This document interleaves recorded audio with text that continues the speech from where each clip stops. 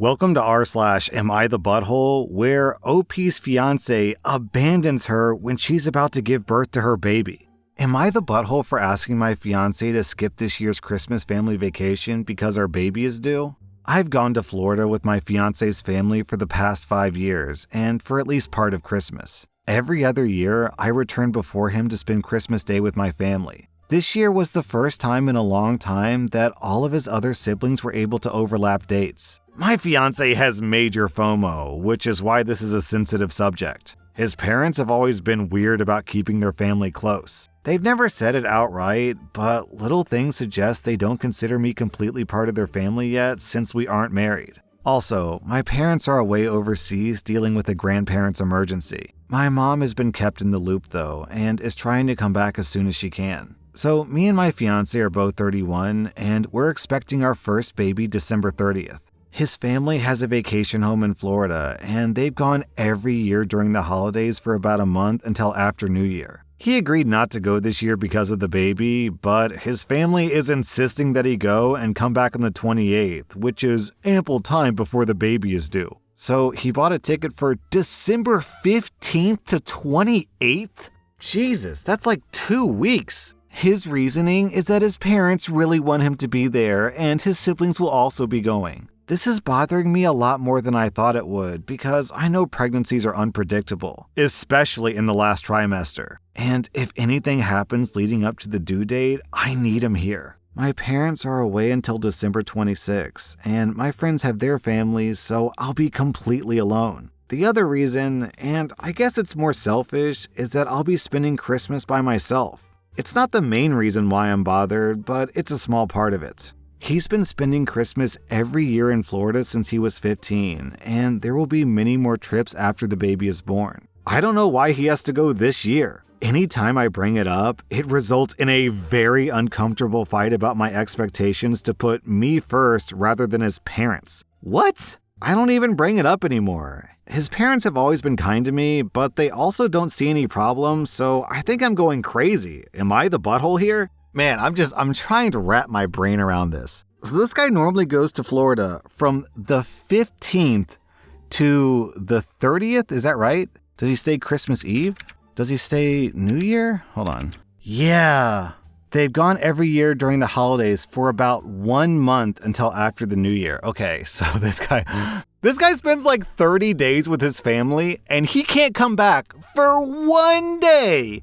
For 1 day out of the 30 days to spend time with OP and OP's family on Christmas Day. Jeez. Well, I guess it'd be more than 1 day. It'd be from the 25th to, I guess, the 1st. Can't he compromise in some capacity and say, okay, from the 15th up until after Christmas, I'll spend time in Florida. But then from like the 26th or the 27th to the 1st, I'll spend time with OP's family. That way I get to spend Christmas with my family and I get to spend New Year's with her family. That could be some compromise, or they switch each year. So, next year, Christmas with OP's family and then New Year's with his family. But this guy's really saying 1 whole month, all or nothing. And these are like normal years. This is not even when OP's pregnant. But then you add into the fact that she's about to give birth alone, no support, doesn't even have anyone to drive her to the hospital. And he's like, see ya. Be sure to send me pictures of the baby, sweetie. And then he gets mad at you because your expectation is that you should be put above his parents. Yeah, that literally is the expectation. By that logic, if parents are the most important thing, shouldn't OP go fly to be with her parents in another country and have the baby there?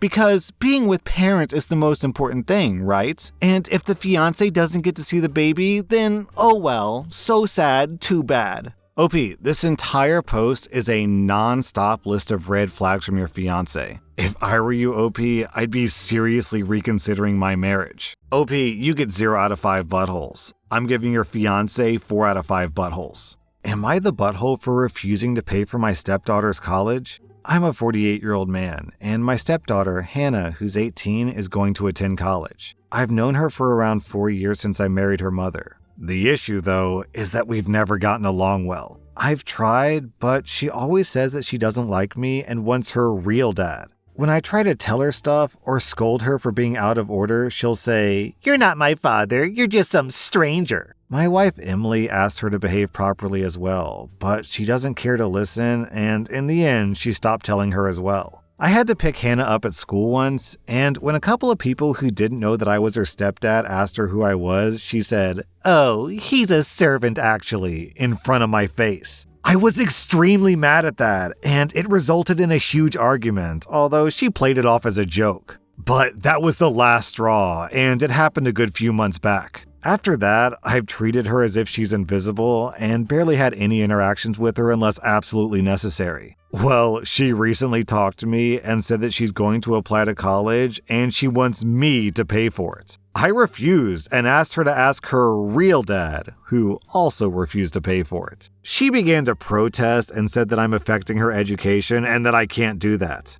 But I didn't back down and said that she's not my business anymore. My wife says that refusing to pay it is wrong and that I overreacted even though she hasn't been nice to me. Am I the butthole? Well, she's going to college because she wants to get an education, but it sounds like here OP is giving her an education. That lesson is that actions have consequences. You can't treat someone like garbage, insult them for being a servant for 4 years, and then expect them to turn around and give you like $50K, $100K for college. Life just doesn't work that way, sweetheart. Also, love this top comment from Tempting Penguin. Not the butthole. Tell her that you can't afford it on your servant's wages. OP, you get 0 out of 5 buttholes. I'm giving your stepdaughter 2.5 out of 5 buttholes. Am I the butthole for painting a curse word on the wall of my friend's new house? My friend and his wife just bought their first home. It's a fixer-upper, and I've been helping them out with the fixing. My father was a handyman and contractor, so I have lots of skills and experience with doing maintenance, repairs, and upgrades on a house. I also have pretty much all the tools I need to do most of the work. This last weekend, I was helping paint the dining room. I had everything set up the way I wanted, and I was ready to go. For some effing reason, his wife decided to let their dogs into the room that I'm painting. One of them steps in the roller tray and then jumps up on me. His wife laughed it off like it wasn't a big deal that I had paw prints on me. I also had to throw out that primer because it now had mud in it. I told them both to just let me do the work in peace. After I prepared a new tray of paint, I wrote the word F-U-C-K in huge letters on the wall, in primer. For those of you who may not know, primer is the coat of paint that you put down before the actual paint. Basically, primer sticks to the wall better than paint does, and when it dries, it creates a better surface for the paint to stick to. His wife saw it and freaked out. She said that I was drawing profanity in her house. I told her that it was primer and to stay out of my way. I then finished the job and went home. My friend called me and said that I had really upset his wife with my childishness and that she wouldn't let me back until I apologized. I asked him, what am I supposed to be apologizing for? He said that I wrote a curse word on his wall. I asked him to provide a picture. He said that he couldn't since I painted over it. I asked, then what's the problem since the word wasn't there anymore? He said that I needed to apologize. I said that him wanting me to apologize was in no way the same as me needing to apologize. He said that I couldn't come back until I did. No problem for me. I was helping him for free on my weeks off from work. He called me 2 days later and asked if I was coming to finish painting since I would be away at work for those 3 weeks. I said that I wasn't ready to apologize yet and maybe I would when I got back, but I probably won't. Now, his wife is telling everyone that I'm a bad person for leaving a job half finished. I tell everyone who asks that I was working for free and that they told me not to come back. Now there's a big fight in our friend group between the people who think that I should keep the peace and those who think that she's being an entitled whiner. No one else is volunteering to help at their house, so now they have to either do it themselves or pay someone. I'm catching flack for that, too. Am I the butthole? Okay. These people bring you into their home to do free, unpaid labor for them. This is hard, difficult, specialist work that, if you were getting paid for, would cost a pretty penny, and they're getting this work for free. Then they actively sabotage you and waste your materials and your time and disrespect you by letting their dogs get primer all over you. Then they get mad at you for getting upset and demand you come back and finish the job. Give me a break. OP, you get 0 out of 5 buttholes. You're already being a great friend by doing this work for them for free. I'm giving your friend and his wife 2 out of 5 buttholes. They are being entitled whiners. Am I the butthole for calling my daughter-in-law parents deadbeats and not stepping down in my place at her wedding? When my son Josh was 16, he and his girlfriend Chloe told my wife that they were expecting a baby. We were reasonably concerned and upset, but supported the two in whatever they wanted to do. They decided that they wanted to keep the baby. Chloe's parents were not supportive at all and kicked her out of the house. We had her move in with us. My wife and I developed a close bond with her as we helped her prepare for the baby. After the birth of their daughter, Bryn, Chloe and Josh lived with us until they were 22. Since they were so young, we really helped them a lot those first few years as they got their GEDs and went to trade school. It wasn't an easy road in the slightest, but it made us all closer. I consider Chloe the daughter that I never had. They're now 25 years old, and Bryn is 9 years old. Last year, Chloe's parents got in contact with her and said that they were sorry, they wanted to be in their lives, etc. Josh and Chloe chose to hesitantly let them into their daughter's life. They have definitely played the part of overcompensating grandparents who try to pretend that no time has passed. Bryn is healthy, safe, and loved. That's all that matters to me. They've been standoffish with my wife and I. I feel that they're jealous and maybe insecure when it comes to how close we are to Chloe and Bryn. We've tried to arrange for times to talk, outings where all four of us can be with Bryn, but they always rebuff. So we've settled on just being polite and kind, getting along with them for Bryn, Chloe, and Josh's benefit. Chloe and Josh recently announced that they're getting married. Chloe asked me to walk her down the aisle. She explained that while her dad is also walking her down the aisle, she'd love to have her other dad with her too. I was touched. She's called me Papa Sam for a while now, and my wife Mama Carol, but I still didn't expect this. I accepted. Now, Chloe's dad is refusing to walk her down the aisle since I'm walking her down the aisle too. He says that I'm encroaching on a precious moment between him and his daughter. I said that as long as Chloe wants me to walk her, I will.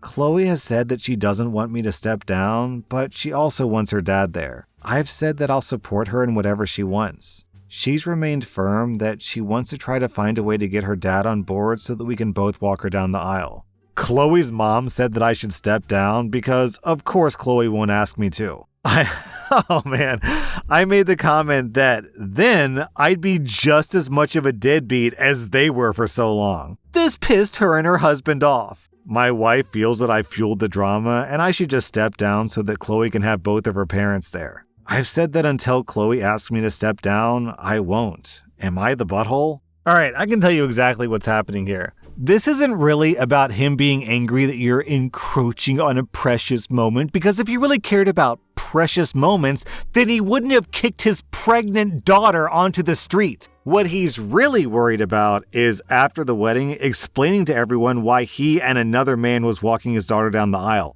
Well, you see, the reason why that other guy was there was because he basically raised my daughter for like 9 years because I abandoned her in her greatest time of need.